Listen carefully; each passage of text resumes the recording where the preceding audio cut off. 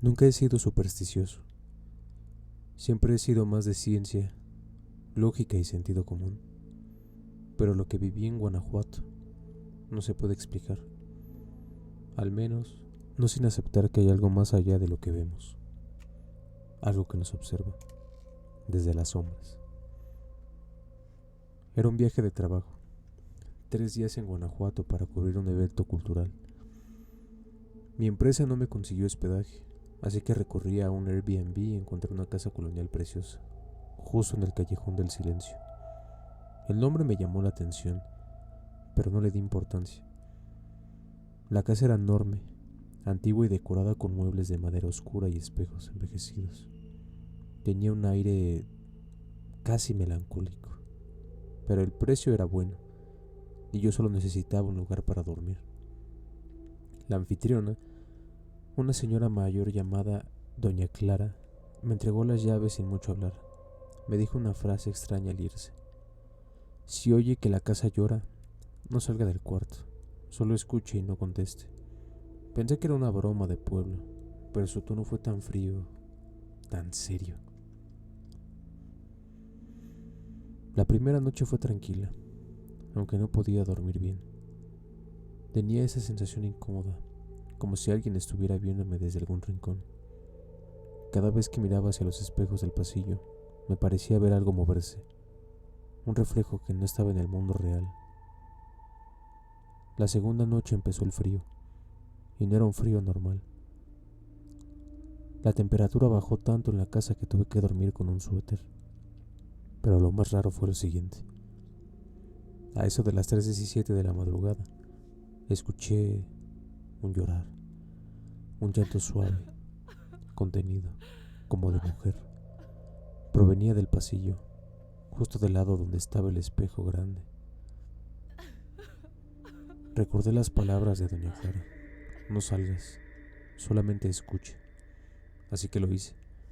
Me quedé en la cama paralizado, escuchando cómo el llanto se volvía más y más intenso, hasta que de golpe se detuvo. La tercera noche decidí colocar una cámara frente al espejo. Quería probarme que era mi imaginación. Antes de dormir, encendí la cámara y la dejé grabando. Desperté una vez más a las 3:17. Esta vez el llanto era diferente, más desesperado, más cercano, como si estuviera justo fuera de la puerta. Ábreme. Era una voz de mujer, pero no era humana. Tenía un tono distorsionado, como si estuviera ahogada o hablando desde el fondo de un pozo. No abrí, ni siquiera me atreví a moverme. Por la mañana revisé el video. Lo que vi me hizo vomitar. A las 3:17 exactas, la cámara captó cómo el espejo empezó a empañarse, como si alguien respirara desde dentro. Después, una silueta de mujer apareció. Primero su cara, pálida, con los ojos completamente negros, y luego sus manos, que salieron del espejo como si lo traspasara.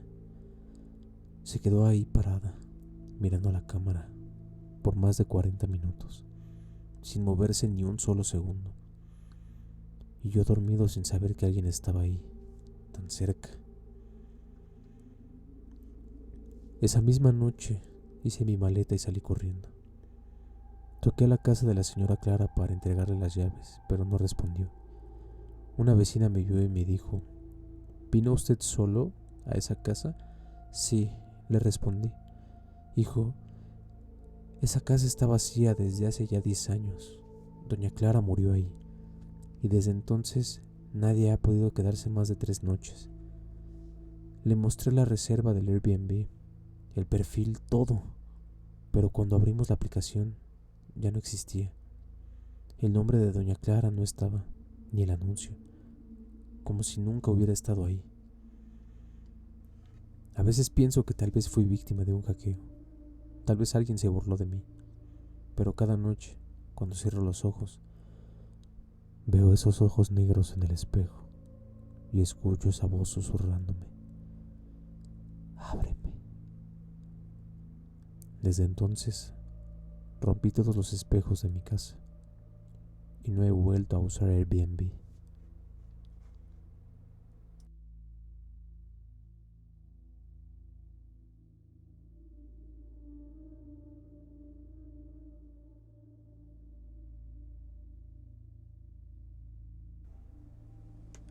La siguiente historia tiene por ubicación en Oaxaca, México. Nunca pensé que algo tan simple como una puerta sin nombre pudiera cambiarme la vida para siempre. Mi pareja y yo solo queríamos unos días de descanso en Oaxaca, alejados del trabajo y del ruido.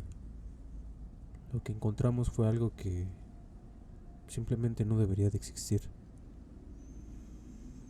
La casa estaba en las afueras de Oaxaca, en la zona montañosa. Era rústica, pero era hermosa, con balcones de madera y detalles artesanales. El anfitrión, un joven amable, nos advirtió de algo curioso. No usen el cuarto del fondo, está cerrado con llave, es solo almacenamiento. No lo cuestionamos, la casa tenía 2 recámaras, así que no era problema. Pero desde el primer día, algo nos inquietó. La casa crujía constantemente, incluso sin viento, y por las noches se escuchaban pasos, justo del otro lado de esa puerta cerrada, el cuarto sin nombre. Cada noche, como si fuera un patrón, escuchábamos lo mismo. El tintinear de algo metálico, 3 golpes sordos y luego susurros. Una noche, acercándome al cuarto, noté que el pomo de la puerta estaba caliente, como si alguien hubiera estado sujetándolo desde dentro. Le preguntamos al anfitrión nuevamente y solo nos dijo: déjenlo cerrado, ese cuarto no se debe abrir. Esa frase no sonó como una sugerencia, sonó como una advertencia. La cuarta noche, mi pareja comenzó a tener pesadillas. Despertaba gritando, diciendo que una niña se sentaba en la esquina del cuarto, observándola. Tiene una cara rara, como si estuviera mal hecha, como una muñeca derretida. Yo no veía nada hasta que lo hice. Fue en el espejo del baño. Mientras me lavaba los dientes, vi una figura pequeña, parada detrás de mí. Cuando volteé, no había nada, pero en el espejo seguía ahí, con los ojos vacíos y los brazos colgando como si no tuviera huesos. Una mañana, sobre la mesa apareció una llave oxidada. No estaba ahí la noche anterior. Tenía una etiqueta escrita a mano que decía simplemente: aquí también duerme. Mi pareja no quería abrir, y yo tampoco. Pero la curiosidad, o tal vez el influjo de algo más, nos obligó. Esa noche abrimos el cuarto sin nombre. El cuarto era pequeño. Había una cuna antigua al fondo, llena de muñecas sin ojos. Las paredes estaban rayadas con uñas, y había algo más. En el techo colgaban cientos de listones rojos, cada uno con un nombre escrito. Y en la esquina, una silla mecedora que se movía sola. No duramos ni siquiera un minuto ahí. Salimos y cerramos la puerta con fuerza. Pero esa noche, la cuna empezó a sonar. Y escuchamos una voz aguda, infantil, cantar desde adentro. Duerme, ya no estás.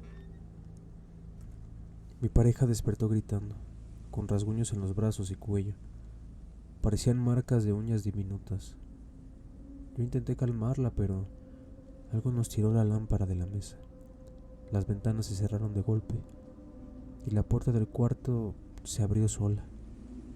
Desde la oscuridad, una figura pequeña salió gateando. Era como una niña, pero no tenía cara. Solo piel tensa, como plastificada. Y sus movimientos eran como de marioneta mal manejado. Corrimos. Salimos de la casa sin maletas, sin celulares, solo con el impulso de huir. La policía nos dijo que esa propiedad había sido clausurada años atrás por la muerte de varios niños en extrañas circunstancias, que no estaba en Airbnb desde hacía meses. Cuando intentamos contactar al anfitrión, el perfil había desaparecido. Y lo peor, mi pareja aún tiene pesadillas. Dice que la niña se fue con nosotros. La siguiente historia trata de personas que administran un Airbnb. Los nombres se cambiaron, al igual que la ubicación, para mantener todo en el mayor anonimato posible. Me llamo Anabel, tengo 39 años y desde hace 5 años administro, junto con mi mejor amiga, un pequeño negocio de rentas temporales por Airbnb aquí en Guadalajara. Tenemos varios departamentos en zonas céntricas, y mientras ella se encarga de las cuentas, yo me encargo de los arreglos, la atención a los huéspedes y las inspecciones antes y después de cada renta. A veces es pesado, pero amamos lo que hacemos, al menos hasta ese día, el día que descubrimos que el departamento 301 y todo cambió. Era octubre, temporada baja para nosotras. Así que cuando entró una reserva de 3 semanas completas para uno de nuestros departamentos más grandes, en la zona de Providencia, fue una bendición. La reservación la hizo una chica llamada Alicia. Pagó todo de golpe. No hubo contacto cara a cara. Todo fue vía app. Nunca la vi. Nunca la escuché. Solo un mensaje a mitad de su estancia, en el que le pregunté si todo iba bien. Sí, gracias. Fue todo lo que respondió. Pensé, qué maravilla de huésped, tranquila, independiente, nada de quejas o llamadas absurdas, lo normal, hasta que llegó el día de su salida. Fui al departamento para hacer la limpieza de rutina, pero la puerta no abría. Algo la bloqueaba por dentro. Tuve que empujarla con el hombro varias veces hasta que cedió. Al entrar vi que alguien había amontonado sillas contra la puerta, no para bloquearla por completo, solo para retrasar la entrada. Me pareció rarísimo. Y además el departamento estaba helado. Una de las ventanas estaba abierta de par en par, cosa que siempre pedimos que no hagan por seguridad. Pensé, seguramente alguien salió por ahí. Lo siguiente que encontré fue mucho peor. La sala parecía haber sido escenario de una pelea. Platos rotos, muebles volteados, una lámpara en el suelo. Pero no había señales de fiesta, no había alcohol ni basura de ese tipo. Era un desastre frío, violento. Fui directo a cerrar la ventana y me congelé al ver una mancha de sangre en el marco. Entré al cuarto esperando lo peor. Encontré condones usados, ropa interior por todos lados, juguetes sexuales tirados. Todo apestaba a sexo y a sudor seco. Las sábanas estaban manchadas con no sé qué. La mezcla de olores era tan fuerte que tuve que cubrirme la boca con una bufanda. No sabía si enojarme o preocuparme. Y aún me faltaba revisar el baño. Empujé lentamente la puerta. Apenas entreabrí unos centímetros y ya sentí un nudo en el estómago. Había algo en la bañera, algo que parecía un cuerpo, o lo que quedaba de uno. Estaba cubierto de sangre fresca, parecía carne triturada, amasada como si alguien la hubiera golpeado durante horas. La cara era irreconocible, no parecía humana. Yo no quería aceptarlo, pensé, tal vez son toallas empapadas, tal vez alguien abandonó carne o algo, pero no. Volví a mirar y era una mujer, o lo que quedaba de una. Marqué al 911, les dije que había un cadáver, que necesitaba ayuda inmediata. El operador me pidió que verificara si tenía pulso. Yo no quería. Estaba segura de que estaba muerta, pero lo hice. Y cuando toqué su cuello, abrió los ojos. No eran ojos normales. Uno de ellos estaba completamente rojo, como si le hubiera reventado por dentro. Y cuando me miró, empezó a gritar con una fuerza inhumana. Y luego trató de golpearme. Salí corriendo del departamento, llorando, gritando al teléfono, está viva, está viva. Cuando llegó la ambulancia la encontraron semidesnuda, en el pasillo sin poder moverse, llorando como si la estuvieran desgarrando por dentro. Sus lágrimas le limpiaban la sangre de la cara. Nunca olvidaré esa imagen, jamás. Los paramédicos me dijeron que tenía heridas en las piernas tan graves que ni siquiera podía caminar. Fue llevada al hospital y yo fui interrogada por la policía. Una semana después, un oficial me llamó. No me pudo decir todo, pero sí algo. Alicia y su compañera eran trabajadoras sexuales. Habían rentado el departamento para operar desde ahí, ofreciendo sus servicios a gente con dinero. Todo iba bien, hasta que alguien del crimen organizado se enteró. Los golpeadores entraron buscando dinero. No encontraron lo que querían, así que tomaron a una y torturaron a la otra. Alicia fue la que se quedó atrás. Después de eso dejamos de rentar ese departamento por meses. Hicimos limpieza profunda, cambiamos muebles, colchones, cerraduras, pero yo nunca volví a poner un pie ahí. Y aún sigo en este negocio. Cada vez que alguien me reserva por más de 2 semanas y no contesta los mensajes, siento que el 301 me está esperando. Siento que Alicia todavía está ahí. Mi pareja y yo vivimos en la Ciudad de México y hace unos años decidimos desconectarnos un rato del estrés. Nos tomamos unos días libres y buscamos en Airbnb un lugar para relajarnos. Queríamos algo rústico, tranquilo, algo cerca del bosque. Encontramos una pequeña casa de campo en Tepoztlán. El lugar era precioso, una granja con gallinas, árboles de aguacate y una casita privada a unos pasos de la casa principal, donde supuestamente vivían los dueños. Nos pareció perfecto. Desde el principio, los anfitriones fueron amables por mensaje. Nos preguntaron si queríamos que nos dejaran café local, pan de pueblo o incluso una botella de mezcal artesanal. Se notaba que estaban acostumbrados a recibir huéspedes, pero unos días antes de nuestra llegada dejaron de responder. Les mandamos un par de mensajes preguntando por el código de acceso a la casa, ya que nos habían dicho que habría una caja de seguridad en la entrada con las llaves. Y nada, silencio. Pensamos que tal vez estaban ocupados o sin señal, así que decidimos ir de todos modos. Ya habíamos pagado y no queríamos desperdiciar el viaje. El lugar estaba como en las fotos, rodeado de naturaleza, con una vista impresionante del cerro del Teposteco. Pero había algo extraño, algo que se sentía fuera del lugar. La puerta principal de la casa grande estaba completamente abierta, y en el patio había un sendero de cosas tiradas, una mochila abierta, un suéter, un celular sin batería. Era como si alguien hubiera salido corriendo y dejando todo atrás. Llamamos desde la entrada. Buenas tardes.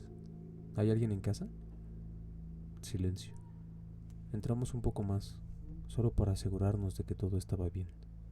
Pero el lugar estaba vacío, las luces apagadas, y en la cocina una taza que aún tenía café fresco, como si alguien lo hubiera dejado hace apenas unas horas. Todo en la casa estaba intacto.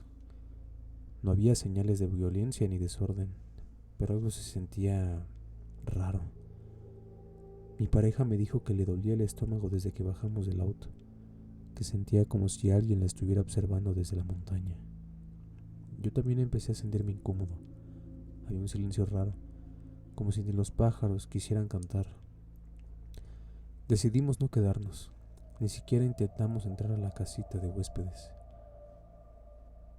Nos subimos al coche y, de regreso al pueblo, llamamos a la policía para reportar la situación.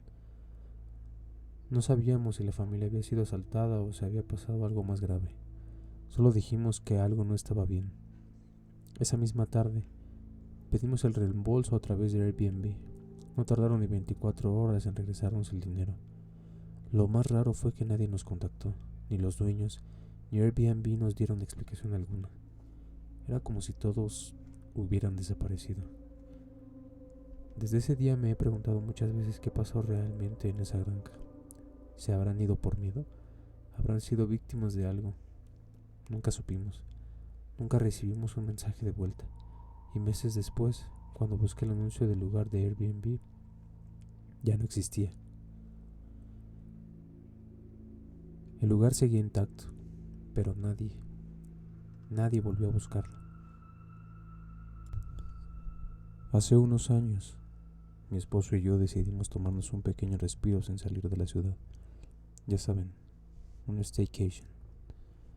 Tenemos un departamento algo pequeño, así que rentamos por Airbnb un lugar más grande, moderno, con una bañera preciosa, una sala enorme con televisión y luz tenue, ideal para desconectar de la rutina. Los papás de mi esposo se ofrecieron a cuidar a nuestro hijo de 3 años por un par de días, y nosotros simplemente queríamos descansar, ver películas, pedir comida rica y pasar tiempo juntos. Todo parecía perfecto, hasta que entramos a la sala. Desde el primer momento notamos un olor extraño. No era desagradable, no era basura ni humedad, era un aroma fuertísimo a productos de limpieza, tan penetrante que nos ardía la nariz. Pensamos que probablemente habían limpiado a fondo antes de nuestra llegada, lo cual agradecimos, pero ese aroma químico lo invadía todo, especialmente en la sala. El primer día no lo pensamos mucho.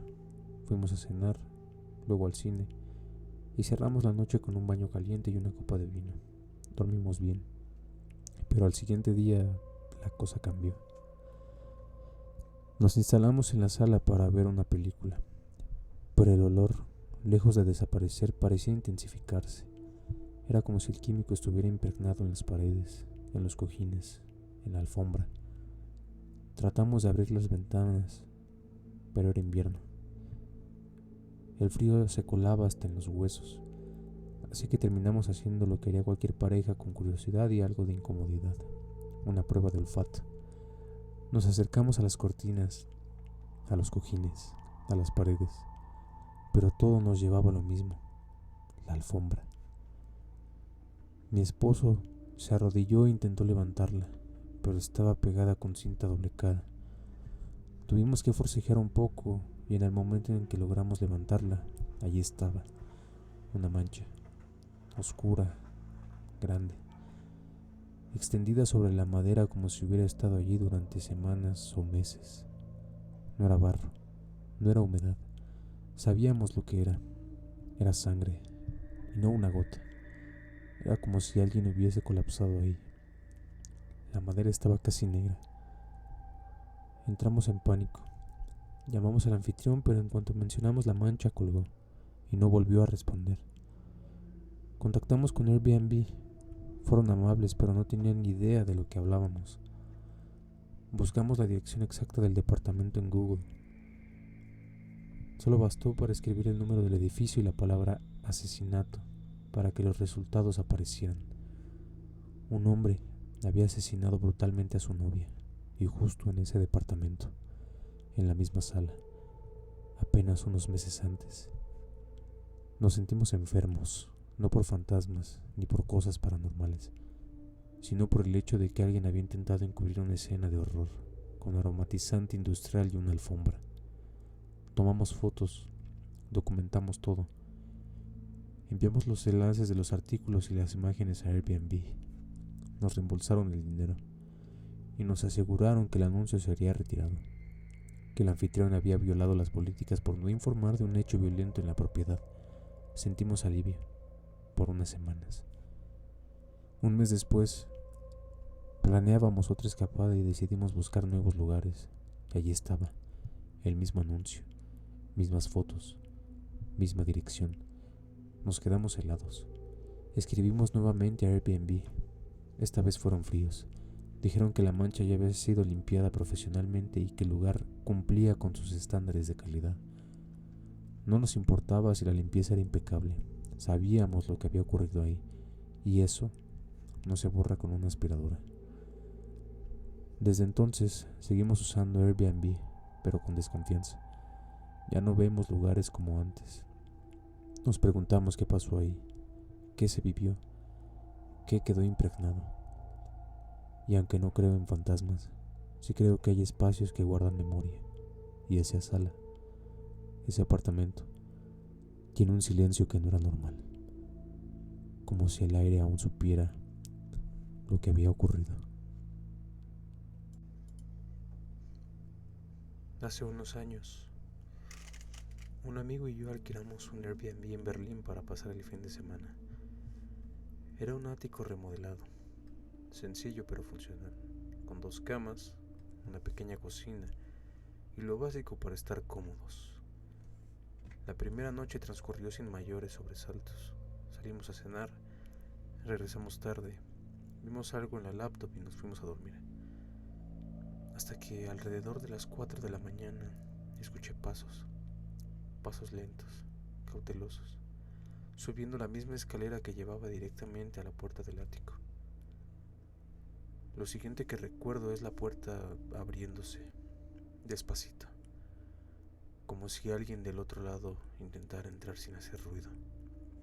En ese instante sentí un nudo en el estómago. Habíamos olvidado ponerle llave a la puerta. Me quedé completamente quieto en la cama, con los ojos fijos en esa puerta que crecía lentamente. Intenté convencerme de que era mi amigo, que tal vez había salido y estaba volviendo. ¿Hola?, dije en voz baja. Nada. La puerta se detuvo por un segundo. Volví a llamar, esta vez con más firmeza. ¿Hey, eres tú? Silencio. Y de repente, la puerta se abrió de golpe, chocando contra la pared con un estruendo que me hizo brincar. Ahí parado en el marco de la puerta estaba alguien, una figura humana, alta, inmóvil, totalmente oscura pero ligeramente delineada por la luz de la ventana del fondo. No pude ver su rostro, solo esa silueta, callada, como si me estuviera estudiando. Mi cuerpo entró en algún tipo de modo de supervivencia. Salté de la cama sin pensar y agarré lo primero que tuve a la mano, una lámpara de escritorio. La empuñé como si fuera un bate y me lancé hacia él. La figura se movió, intentando rodearme o tal vez alcanzarme. No lo sé con certeza. Todo fue rápido y confuso. Apenas logré ver un espacio libre junto a la puerta. Corrí hacia él. Lancé la lámpara al intruso como distracción y salí disparado escaleras abajo. Bajé las 3 plantas de escaleras como alma que lleva el diablo. No sé cómo, pero no me tropecé. Cada paso era una mezcla de miedo puro y adrenalina. Desperté a mi amigo a gritos. Le dije que nos íbamos, que algo muy raro acababa de pasar. Mientras hablábamos, llegaron otros amigos que estaban hospedados cerca. Subieron para revisar el lugar y nos aseguraron que no había nadie, pero algo estaba mal. La puerta estaba abierta y la cerradura rota. Nos miraron como si fuéramos unos tontos por haber dejado el lugar sin llave. Pero nosotros no rompimos la cerradura. Eso tuvo que haberlo hecho el intruso. Esa fue la primera y última vez que me hospedé en un lugar donde no me sentí seguro. Desde entonces, reviso cada cerradura al menos 2 veces. Y si algo me da mala espina, no me quedo. Porque la verdad es que hasta hoy no tengo ni idea de quién era esa figura, ni qué quería. Y prefiero seguir así, sin saberlo.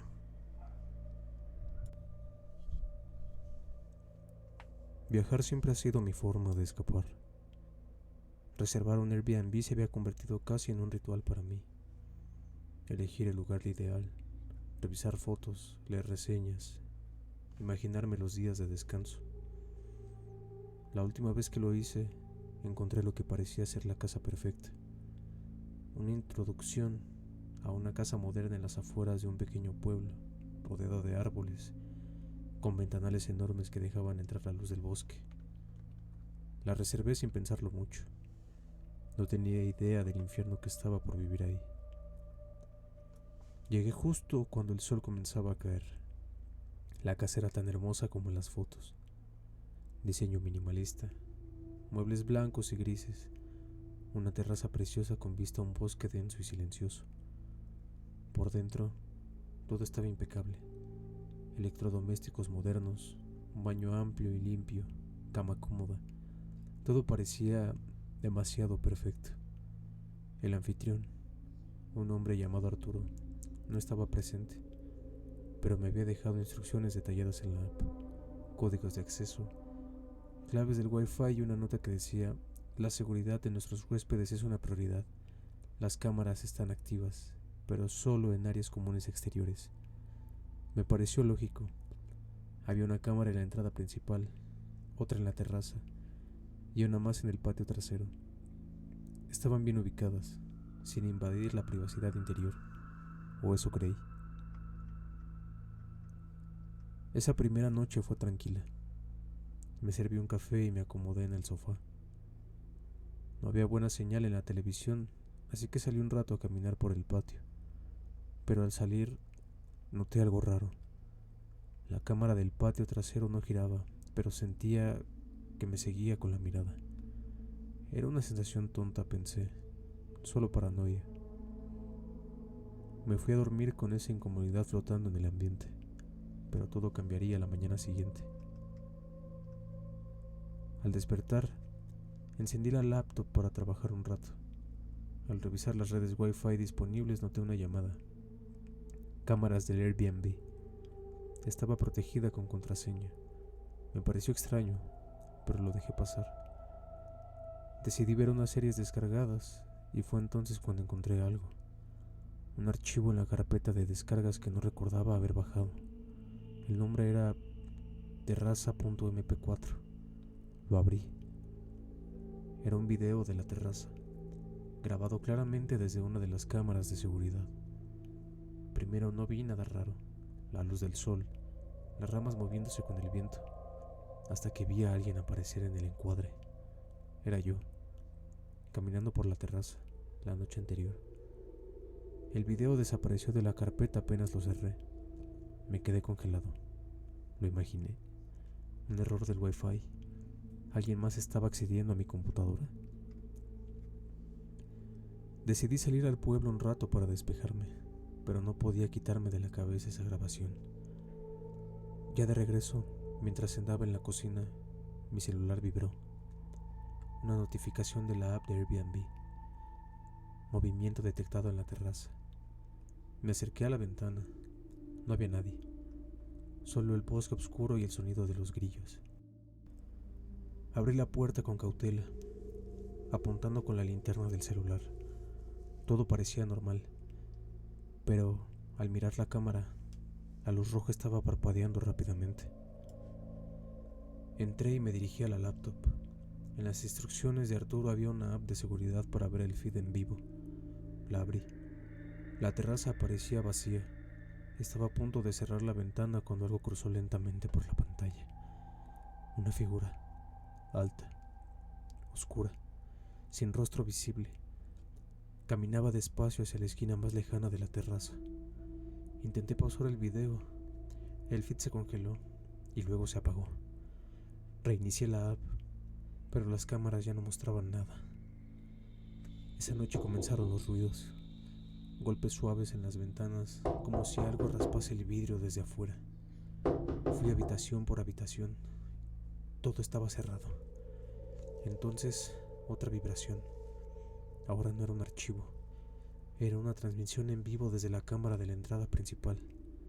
Alguien estaba ahí, parado frente a la puerta, con la cabeza inclinada como si escuchara algo del interior. Corrí hacia la puerta, pero no había nadie. Regresé a revisar las grabaciones y un nuevo archivo había aparecido. Interior sala.mp4. ¿Interior? No había cámaras interiores, o eso dijo Arturo, o eso pensé. Abrí el archivo. La cámara estaba escondida en una esquina del techo de la sala. Mostraba a alguien sentado en el sofá. Yo. Era la noche anterior. Y en el reflejo de la ventana, detrás de mí, una figura, alta, oscura, inmóvil, observándome. En ese instante, las luces de la sala se apagaron. Corrí a la puerta, pero no abría. Intenté encender las luces y nada funcionaba. Mi celular vibró una vez más. No debiste mirar. Me quedé paralizado. No sabía si correr o esconderme. La luz roja de las cámaras aún parpadeaba, como si alguien más estuviera viéndolo todo. Entonces, un golpe brutal resonó en la terraza. No lo pensé más. Tomé mi mochila y corrí hacia la puerta trasera. La abrí, Crucé el jardín sin mirar atrás, subí al coche y conduje sin parar hasta salir de ese bosque. Al día siguiente, reporté todo a Airbnb. Intenté contactar a Arturo, pero su perfil había desaparecido. La casa ya no estaba listada. El número en la app dejó de funcionar. A veces me pregunto si lo que viví fue real, o si perdí la cabeza por un momento. Pero aún hoy, cuando reviso mi celular, ese archivo sigue ahí, interiorsala.mp4, y no he tenido el valor de volver a abrirlo.